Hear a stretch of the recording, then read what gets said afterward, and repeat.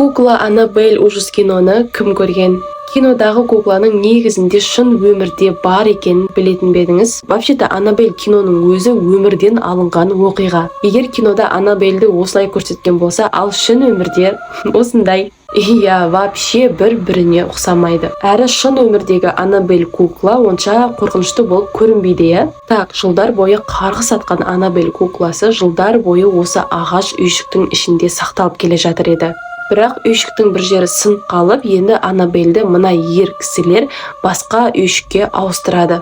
Олай жасамау керек еді. Барлығы камераға түсіп қалды. Арнайы дұғаларды оқып, қолына перчатка киіп, дуаланған суды қолына сепсе де, бәрібір операцияларын дұрыс орындай алмады. Именно осы моментте барлық адамдар көрдік, байқадық деп шулап жатыр. Ал мен сіздерден сұрайын. Сіздер де байқадыңыздар ма?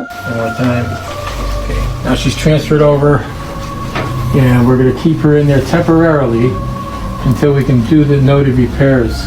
Now behind that, just to let you... Не көрдіңіздер, не байқадыңыздар комментке жазып, кейін Диананың қызықтарына жазылып алуды ұмытпаңыздар. Мақұл?